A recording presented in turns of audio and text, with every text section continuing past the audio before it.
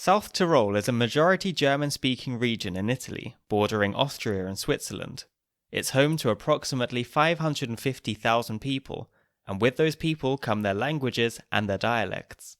In today's South Tyrol, you'll be able to hear and see German, Italian and Ladin being used as the three official languages, and there are plenty of interesting words and expressions that are quite characteristic of the South Tyrolean population, and have come about as a result of the contact between these languages.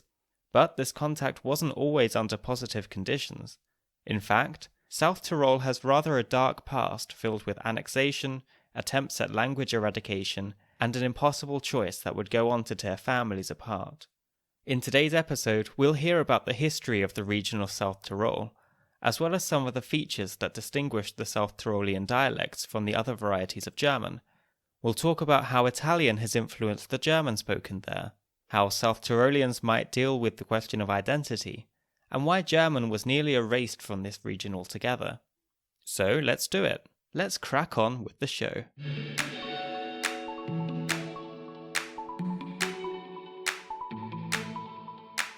This is Yellow of the Egg, the podcast where we embark on the epic hike that is the German language. I'm Luke Green, and this is Series 2, Episode 11, South Tyrolean.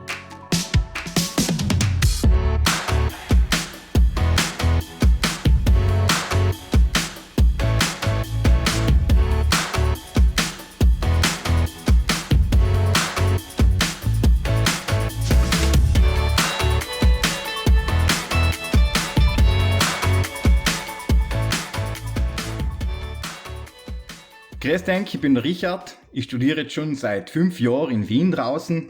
Manchmal fahre ich aber schon ganz gern wieder heim, um die Mama zu sehen, ein paar Knädel zu essen, um mal wieder mit den Kollegen um die Häuser zu ziehen und schon einfach um eine feine Zeit in die Berge zu haben. Meine Welt sind die Berge und da in Wien geht's zwar schon wie an, deshalb komme ich auch manchmal ganz gern wieder heim. What you just heard is a South Tyrolean dialect of German, spoken by someone who comes from South Tyrol, or Südtirol, as it's referred to in German. My name is Richard Bonomo, and in my name there's also part of my history. My first name is in German, and Bonomo, my surname, is in Italian. I am bilingual. I was born in Südtirol, and I speak German and Italian, where if I say German, I mean South Tyrolean German, with, as they say here, quite a strong accent.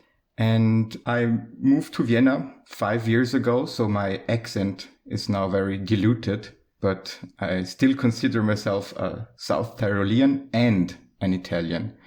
And this, some might say, double identity is my identity. South Tyrol is a region in the north of Italy, in the Alps, bordering Austria and Switzerland. It's one of the relatively few places outside of Austria, Germany and Switzerland where German is an official language. In fact, despite the region being part of Italy, the majority of the population speaks German, at around 70%. This likely contributes to how South Tyrol is sometimes viewed by the rest of Italy. Some Italians, especially the more southern Italians, don't really consider it as a part of Italy, even though it officially and fully is.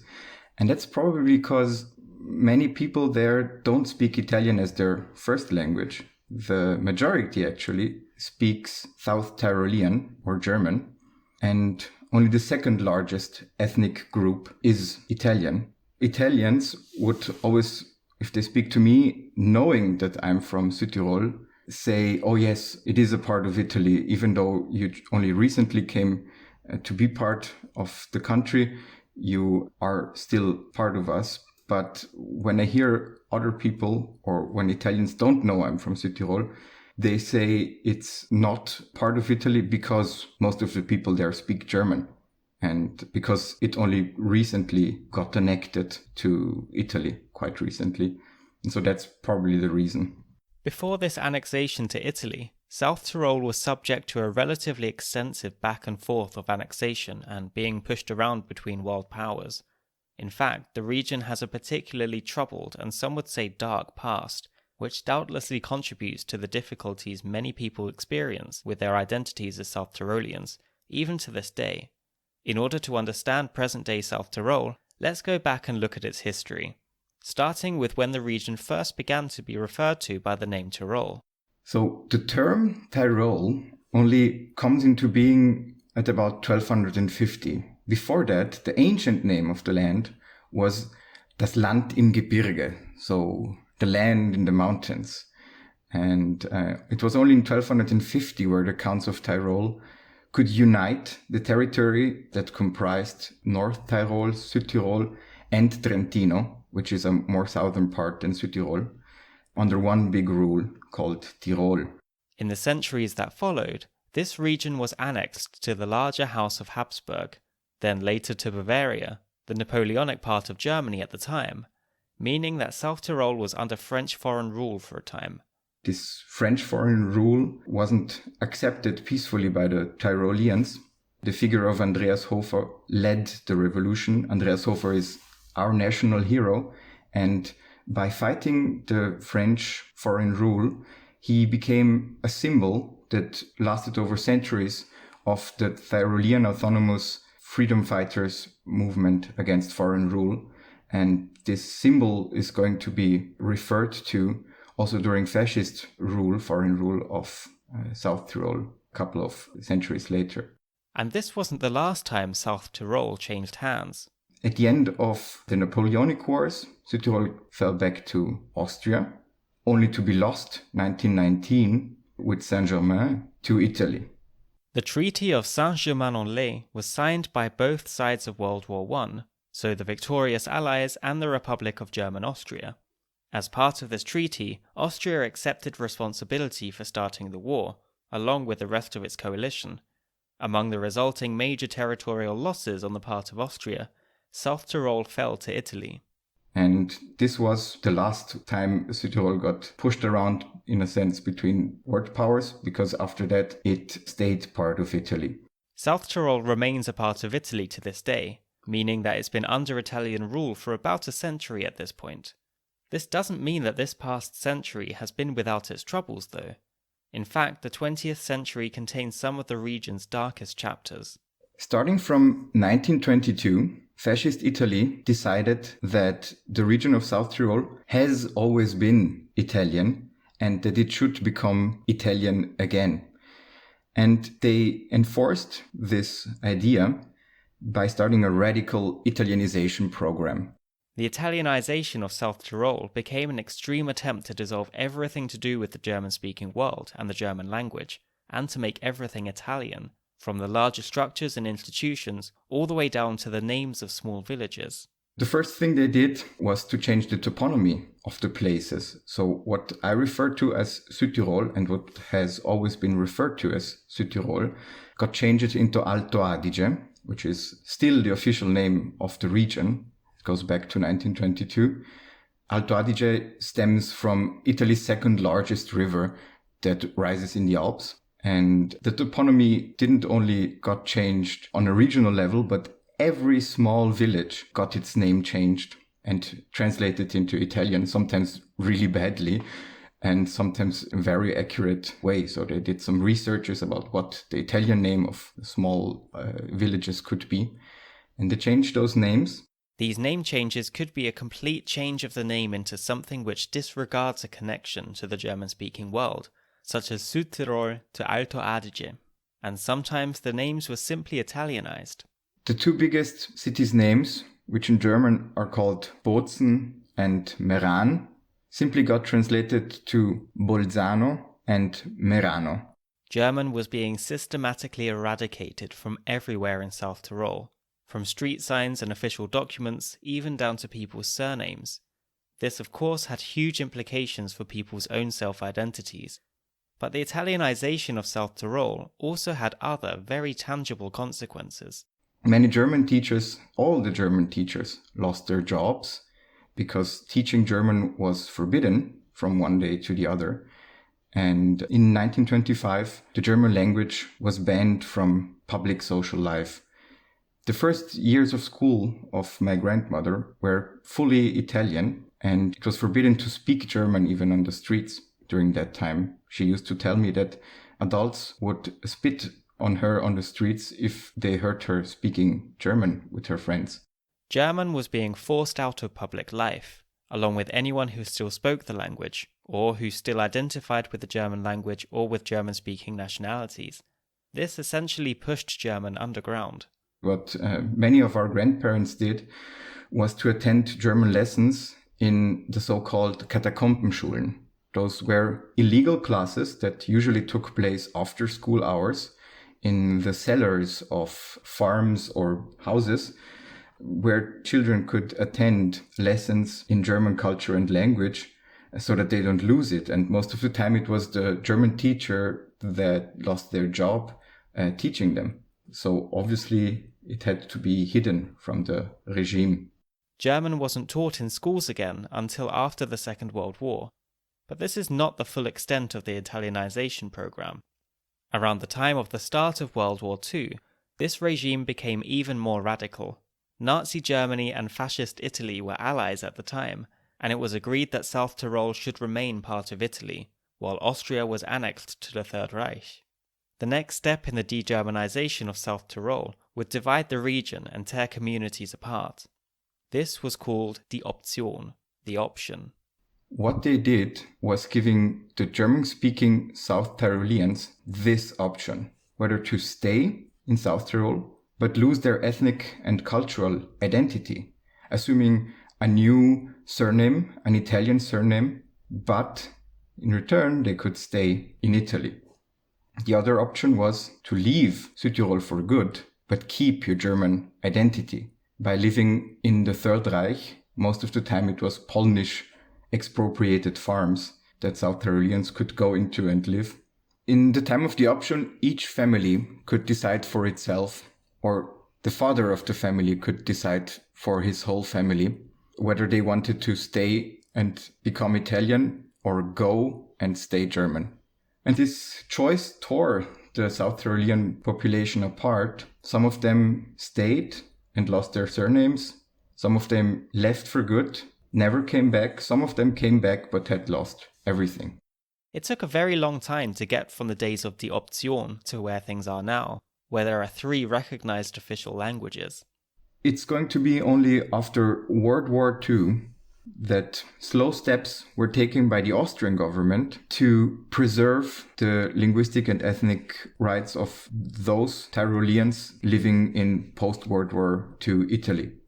The first foreign minister that addressed the South Tyroleans' problems was Bruno Kreisky, who in 1959 brought up the South Tyrolean question to the UN Assembly. And since in his view the Italian government wasn't doing enough to really preserve and address the ethnic minorities' needs, whereas if you only look at Südtirol, you can't really say it's a minority because within Südtirol the German-speaking people are the majority. From a more national perspective, of course, the rest of the country speaks Italian. It will take decades and decades of bilateral agreements and commissions being institutes until 1990, where finally South Tyrol got extensive self-government rights and a good minority protection program.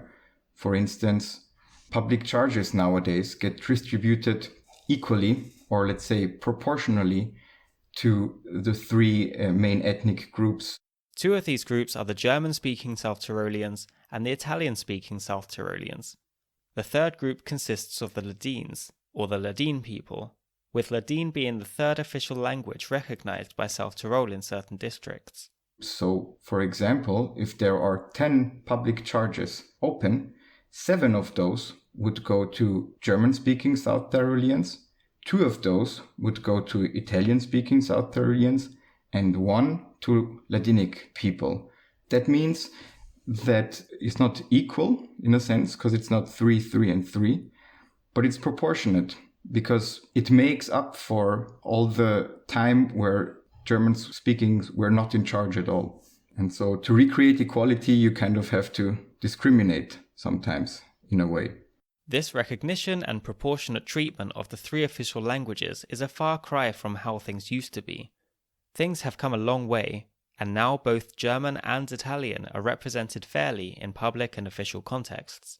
So the first thing one notices when visiting South Tyrol by car is that all the street signs, all the traffic signs are both in Italian and German. My very own ID card and my driving license are both in Italian and German. And every official document you get is usually in double column, both Italian and German. In court, you can choose the language of the trial. And most of the shop owners and most of the public functionaries are bilingual. And on a administrative level, I think the coexistence works really well because you don't really need to speak the other language to get by on a daily basis. And in the districts where people speak Ladin, or Ladinish as it's referred to in German, the Ladin language is represented too. You'll notice that because there the traffic signs are in German, Italian and Ladinish. To me, Ladinish sounds like a mix of German and Italian, even though probably a native speaker would say it doesn't sound like that at all. And it's totally incomprehensible both to German and Italian speakers. It sounds really different. While this is a podcast about the German language, we can't mention Ladin without hearing at least one Ladin word. And it is quite a good one. So the Ladin word for vacuum cleaner is literally zutz la pulfra, which means suck the dust. And this is something that an Italian would understand, and if he had never heard it before, really laugh about, because it's so literal and it's also so as if a child said it somehow. It's really funny, to an Italian especially. Suck up the dust. Zutz la pulfra. That's quite direct. It sounds like a command. Do it. Suck the dust. Suck. It is an imperative. It is an imperative. Or at least it sounds like an imperative. I guess it's similar to German in that way. The German word for vacuum cleaner is Staubsauger, dust sucker. This part of the world really seems to be all about sucking dust. Moving back to German now, what about the dialect we're all here to hear about? What is the South Tyrolean German dialect? First of all, I'd say that South Tyrolean dialect is very diversified within itself. There are at least 5 big and probably hundreds smaller subcategories of this dialect, and some of them being so diversified that they wouldn't even be understood outside of their place or valley of origins by other South Tyroleans. So we might keep in mind that South Tyrol has lots of valleys, and some of them people don't leave the valley for a long time, and that's where those very tight dialects are made sometimes incomprehensible. If you ask me if non-native South Tyrolean or non-South Tyrolean German would understand it, I'd rather say no. I'd rather say no because in its strictest form, it is not comprehensible to others. The younger generations, though, and I'm speaking of also the generation of my parents and my grandparents who got education in German schooling, and especially around the more urban areas, do speak perfectly understandable German, also amongst themselves, that would be understandable to Germans from the outside. But as soon as you leave the cities and you go up in the mountains or in the valleys, you can get people that you can't understand with your normal German. It's very difficult to pin down one variety within this collection of dialects that would stand for South Tyrolean German, simply because of the sheer variation. That's why there's not really one single standard South Tyrolean German. If there was such a thing as South Tyrolean Standard German, it would be the one spoken in the capital city, which is Bolzano or Bozen. It's a very diluted dialect that can perfectly be understood by other Germans. And it's not really the standard because, in my opinion, there is no standard South Tyrolean. But it's good, let's say, compromise of other dialects and a very soft form of the dialect. And you could instantly recognize it. And it's also the dialect people from different valleys speak, because their dialects are so different that they leave it apart to communicate and speak in a more German. One thing that sets South Tyrolean German dialects apart from other German dialects in other German-speaking countries is the high amount of influence from Italian. This naturally makes sense, seeing as we're talking about a region in Italy. But when you bear in mind the attempts in the past to separate the two languages and even eradicate German from Italian, the Italian influence in South Tyrolean German can be seen in a whole new light. And there is a lot of Italian influence. Yes, I think Italian has had a very strong influence on the South Tyrolean dialect. There are quite a lot of examples I could make, especially the younger generation that going to school in the bigger cities, come into contact with Italian speakers, tend to mix a lot while they speak, both in terms of the vocabulary they choose and the grammar, how they phrase sentences. A good example of a Italian influence is the word dai.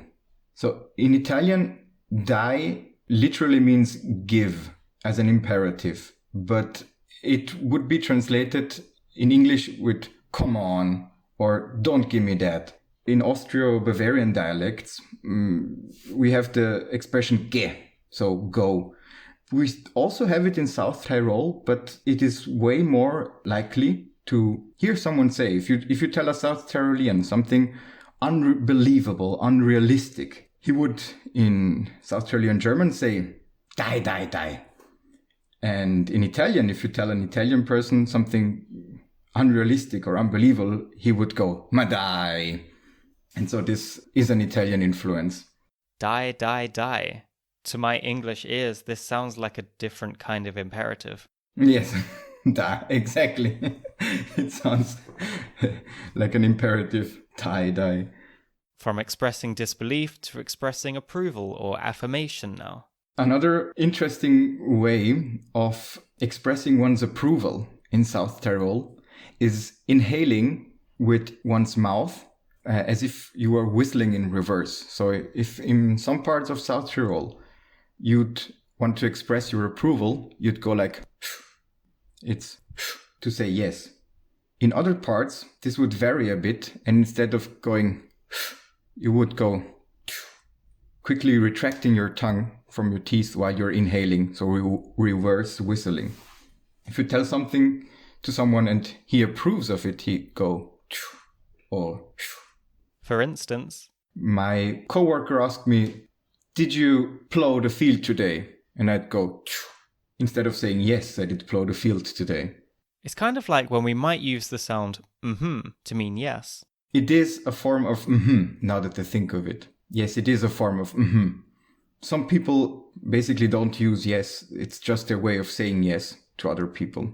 While this might sound a bit like an expression of disapproval to people from other cultures, there is a gesture that goes with it, which does disambiguate it a little.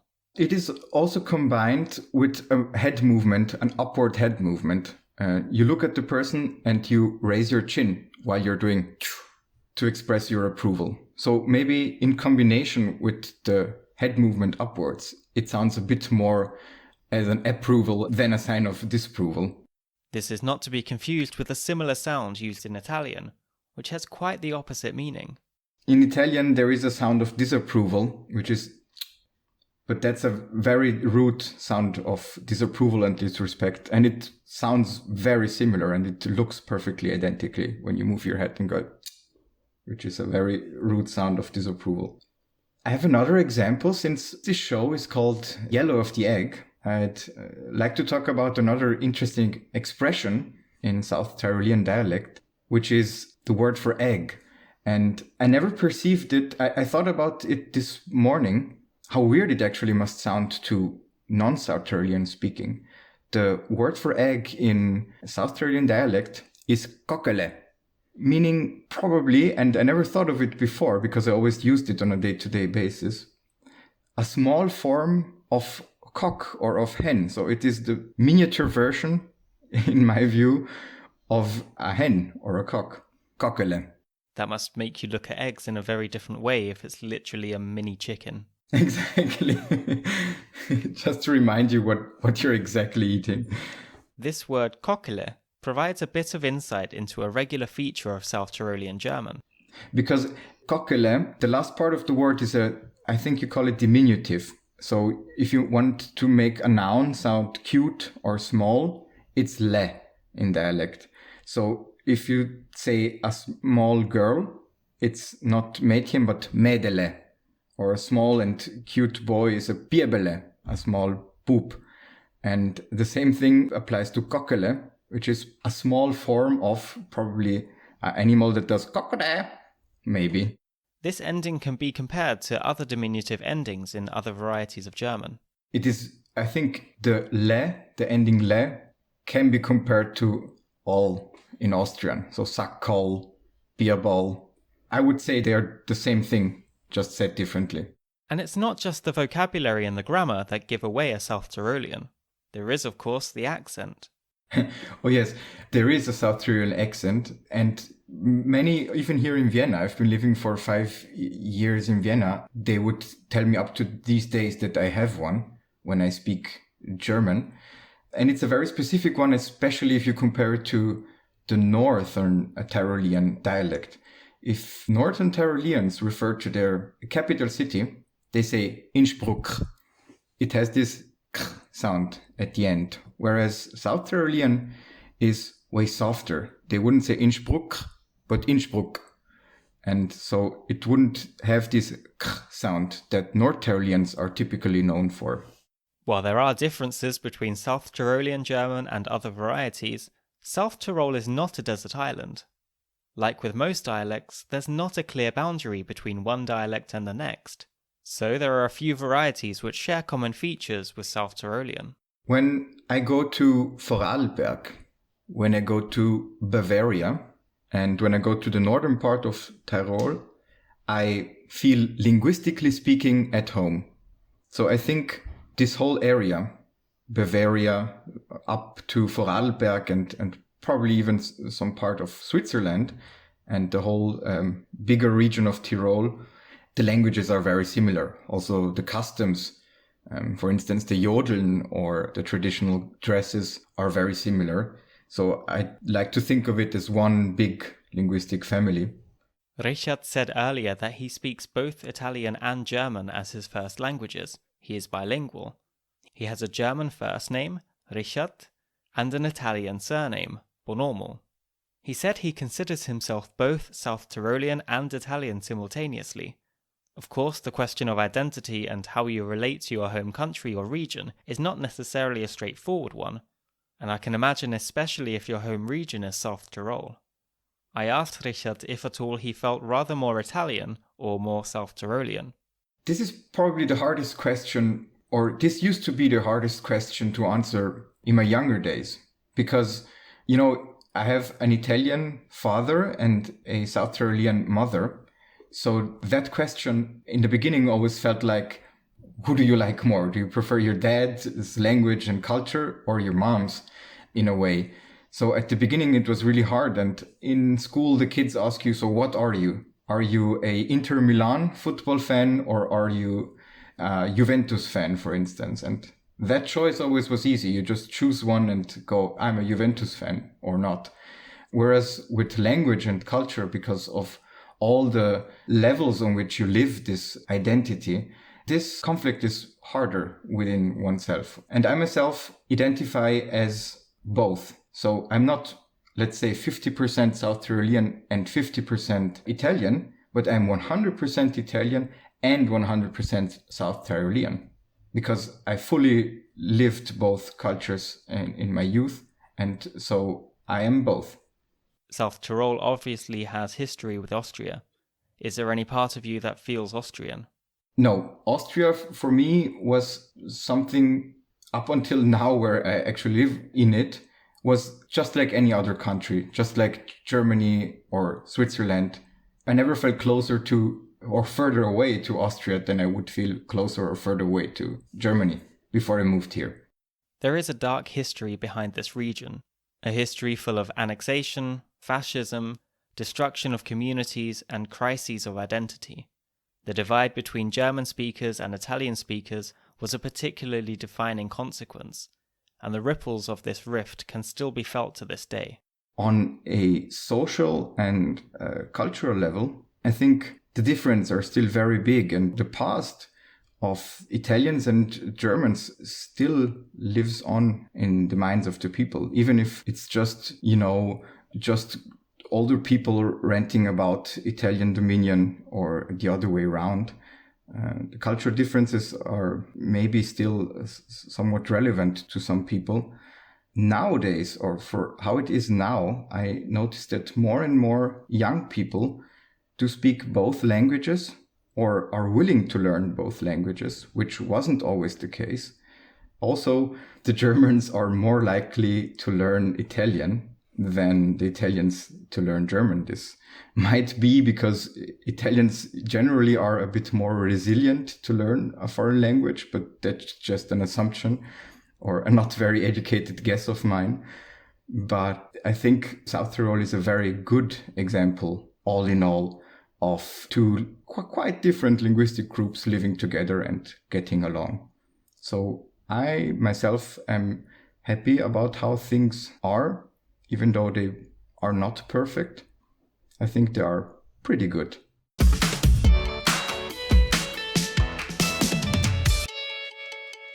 Thank you so much to Richard Bonomo for joining me for this episode.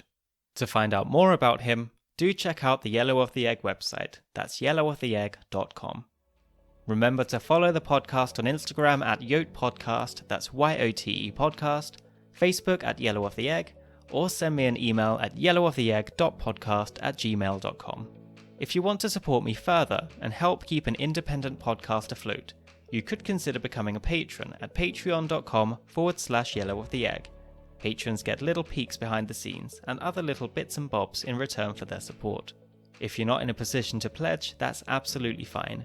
You can support me and the show by giving the podcast a 5-star rating and review, and by recommending the podcast to anyone you think would love a show all about the German language. Thank you for your support.